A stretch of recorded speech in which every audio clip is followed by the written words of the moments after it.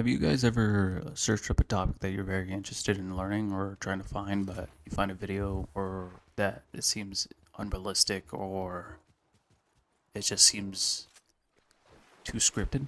Like everyone's a finance guru. I just want to go over some things as in I'm not no expert, but it's me experiencing it as a real person, trying to talk to everybody as a real person. So if you enjoy that, like it, try to watch the whole thing through. I'm not saying I know everything, but that we're learning as we go, and that's something I'm big on. So just to go straight into it, I just wanted to talk about what do you actually do with that $1,000 when you finally have it? Maybe you saved it, maybe it came from taxes, maybe you sold something, whatever the reason is. I mean, you got a little extra money and you don't want to waste it. Honestly, I get it.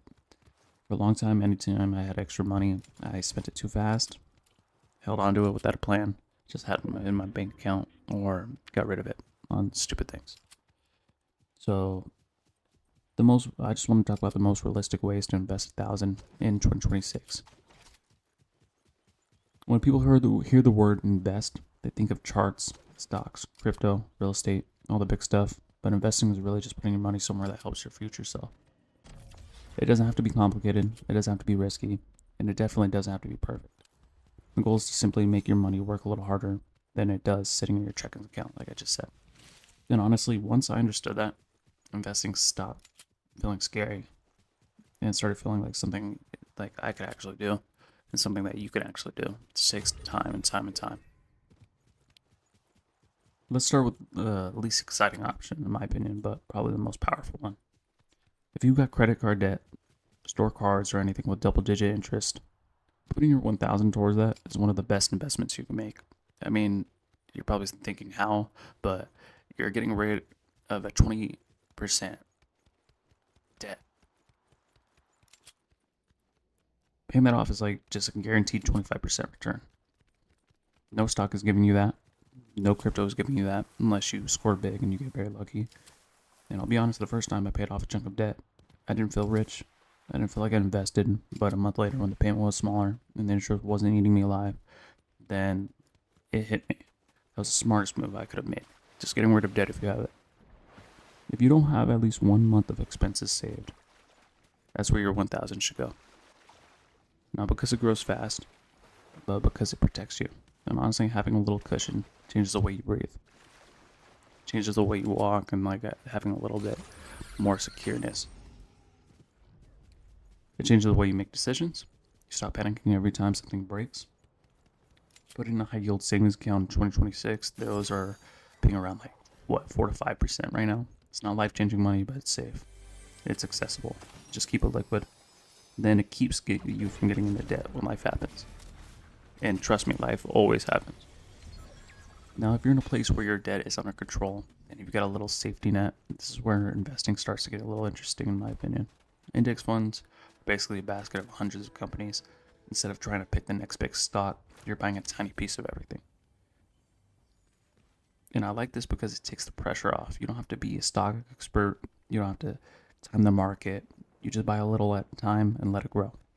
Something like an S&P 500 ETF or total market fund is a great starting point. Low fees, long history, and you don't have to babysit it. And honestly, the first time I invested in an index fund, I didn't feel anything. It wasn't exciting, but watching it slowly grow over months, that's when it clicked. That's how people build wealth quietly. And if you read, you could read certain things, certain books, which I can talk about in a different video where the best books I've read, because I do enjoy reading.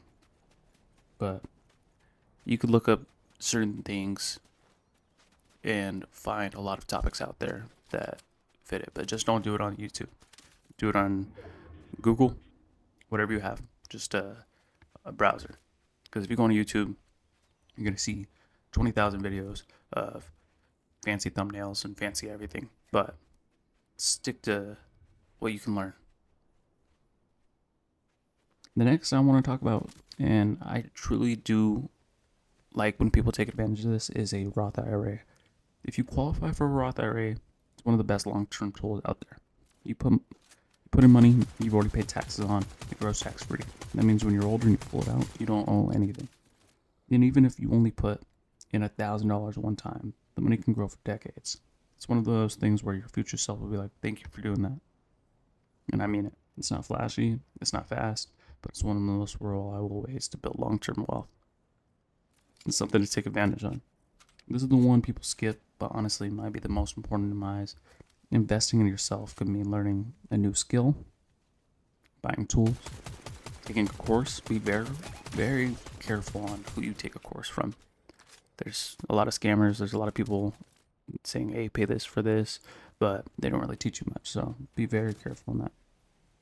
Or it's even upgrading something that helps you earn more. For me, this was big. When I invested in tools for flipping or equipment for content or even just learning something new, that paid off way more than any stock. Even though having those, that ETF in the long term will help. Because when you grow your skills, you grow your income. And that's something no market can take away from you. Start a small side hustle. You don't need to start a full business. You don't need to quit your job. But 1,000 is enough to just test something. I'm not saying spend that whole 1,000. Maybe try to portion it out. But maybe it's flipping. Maybe it's tech support. Maybe it's digital products. Maybe it's something simple like buying a tool and lets you do small jobs locally. The goal isn't to become a millionaire overnight. It is to create something that brings in a little extra money consistently. And honestly, the confidence you get from making even $50 on your own, that changes everything. It feels amazing. So there's no perfect answer. It depends on your situation, truthfully. If you're stressed about money, start with safety. If you're stable, start with growth. If you're curious, invest in learning. If you're motivated, test a small side hustle. The best investment is the one that actually moves you forward, not the one that sounds the coolest, not the one that everybody else is doing. Just something that fits within your means of life. So if you got 1,000 and you're trying to figure out what to do with it, I hope this gave you a clearer picture. You don't need to be perfect. You don't need to know everything. You just need to start somewhere. Just start. And when you guys can, if you guys reach this far in the actual video, please subscribe. Also, let me know in the comments what you would do with the $1,000 right now. If you guys had it. Or if you guys do have it, what do you guys do? Thank you.